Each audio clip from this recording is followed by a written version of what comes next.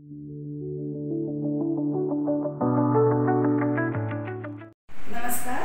मी सारिका प्रमोद आहे. माझ्या प्रसूतीच्या प्रॉब्लेम्सशिवाय इतरही प्रॉब्लेम्सचा सॉल्व करण्यासाठी मी एक दवाखाना शोधत होते. तर एक दिवस पूर्ण फिरल्यानंतर बेडेकर हे नाव मी सिलेक्ट केलं आणि त्या डॉक्टरांना भेटायचं होतं. तर कोणते डॉक्टर? तर महेश बेडेकर. संध्याकाळच्या वेळेला आले मी पाहिलं की बरीच लगबग होती, पण माझ्या मनात थोडीशी धाकधूक होती की मी खरंच इथे करू माझी ऑपरेशन की नको करू, कुठल्या बेसिसवर करू. कारण 18 वर्षापूर्वी मुलीच्या जन्माच्या वेळेला आईवडील किंवा मोठे नातेवाईक ॲडमिशनसाठी बघतात, धावपळ करतात. ही माझी प्रथम वेळ होती. तर एक विश्वासाचा आपुलकीचा दवाखाना हॉस्पिटल पाहायचा होता आणि मी आणि माझे मिस्टर यांच्याशी थोडं डिस्कस केल्यानंतर मी इकडे आले, पाहिलं, सरांची पण लगबग पाहिली आणि मी त्यांच्यासमोर जाऊन बसले. पहिल्यांदा म्हटलं की फाईल बनवायची की नाही, तर म्हटलं नाही सर, फक्त तुमच्याशी बोलते, मग मी ठरवते. पण त्यांच्याशी बोलले, त्यांनी माझा चेकअप केला आणि म्हटलं सर फाईल बनवायची आहे मला. मी फाईल बनवली. म्हणाले की तुम्ही जे काही इन्व्हेस्टिगेशन्स करणार आहात किंवा केलेले असतील ते दाखवा आणि मी जे सांगतोय ते इन्व्हेस्टिगेशन तुम्ही करून घ्या आणि 2 दिवसानंतर मला कन्फर्मेशन द्या. मी केले पटापट. 1 दिवसामध्ये इन्व्हेस्टिगेशन्स करून घेतले.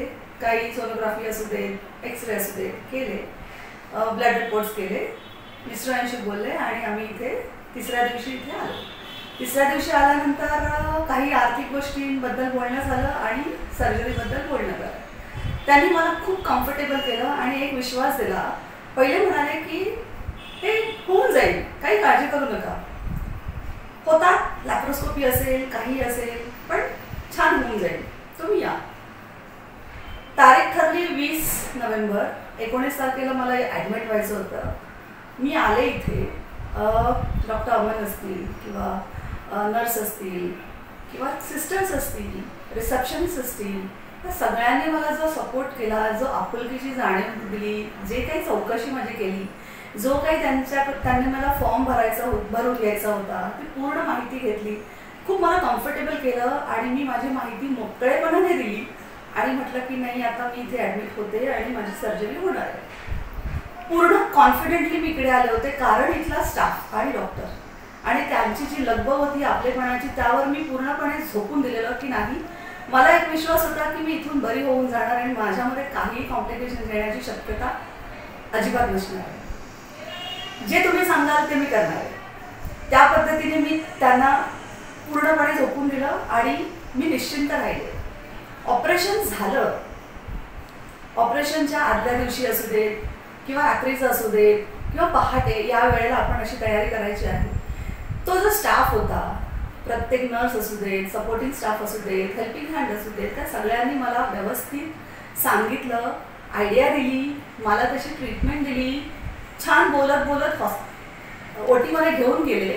तिथे गेल्यानंतर जे ॲनेस्थेशिस्ट, कोणी डॉक्टर असतील, नाव असेल मला माहिती नाही, पण त्यांनी सगळ्यांशी बोलले आणि ते बोलल्यानंतर मला कम्फर्टेबल केलं आणि मी झोपले. मी बेशुद्ध झाले. बेशुद्ध होण्याचा क्षणही मी अनुभवत होते की नक्की काय असतं. लोक सांगतात की सिझेरियन असं होतं, मग हे करतात, ते करतात. मी तो अनुभवला आणि माझं ऑपरेशन झाल्यानंतर मी वॉर्डमध्ये आले, डिलक्स नंबर 2. तिथे आल्यानंतर मला काहीच माहिती नव्हतं की बाबा काय होत आहे, माझ्यासोबत काय झालं आहे किंवा मला कसं घेऊन आलेले आहेत माहिती नाही. पण जेव्हा मला शुद्ध आली, ते शुद्ध आल्यानंतरचा जो माझा एकमेकांशी बोलण्याचा किंवा मला हे दुखतंय, मला ते दुखतंय, मला हे औषध द्यायचंय, वेळा त्यांनी पाळल्या, मला मदत झाली, मी निश्चिंत झाले आणि निघतानाही असू देत किंवा 2 दिवसाचे जेवणाची असू देत, स्वच्छतेची असू देत, माझे केस विंचरून देणाऱ्या मावशी असू देत, त्या म्हणजे स्पॉन्जिंग करणं, एखाद्याला मी स्पॉन्जिंग करून मी स्वतःचं करून घेते, हेही मी जो अनुभव घेत होती ना, त्यातला तो आपलेपणाचा जो भावना होती ना, ती मला गहिवरून आली. निश्चित झाले. म्हणजे हा अनुभव घेणं आणि आपलेपणाने हा इतक्या वर्षानंतर एवढ्या मोठ्या जगामध्ये अजूनही हे आहे कुठेतरी, ह्याची जाणीव मला झाली आणि मलाही पुढे कसं वागायचं आहे हे पुन्हा एकदा आठवणीत आलं की नाही, ही माणुसकी मलाही जपायची आहे, ही माझ्या पुढच्या पिढीकडे, माझ्या आजूबाजूच्या लोकांकडे पण द्यायची आहे. तुम्ही कितीही पुढारलेले असाल, शिकलेले असाल, पण ही जी वेळ आहे त्यावेळेला आपलेपणाचा आधार मिळणं आणि त्यातून तुम्ही बरे होण्यासाठी जो 50% जो चान्स असतो ना, तो तुमचा वाढतो. म्हणजे तुमच्या आयुष्याचा क्षण हे प्रत्येक क्षण वाढत जातो. तर तो हा अनुभव अतिशय सुखदायी. मी कोणालाही आनंदाने सांगू शकते की तुम्हाला काहीही वाटलं तुम्ही या दवाखान्यात जा, तुम्हाला प्रत्येक ठिकाणी मदत मिळेल आणि छान अनुभव मिळेल. तुम्ही आनंदाने घरी जा. हा एक अतिशय सुंदर अनुभव आलेला आहे. आई माझी दूर असली तरी आईपणाची जाणीव देणारी लोक असताना, माझा नवरा असू दे किंवा डॉक्टर असू दे, नर्स स्टाफ, ह्या सगळ्यांनी मला खूप छान आधार दिला. हा अनुभव गाठीशी घेऊन मी बरी होण्यासाठी घरी जाणार आहे. खूप खूप सारे धन्यवाद. अशीच माणुसकी जपा. अशीच माणुसकी जपण्यासाठी कुठेतरी आम्हालाही थोडंसं एनकरेज होतं आणि आधार मिळतो. धन्यवाद. थँक्यू.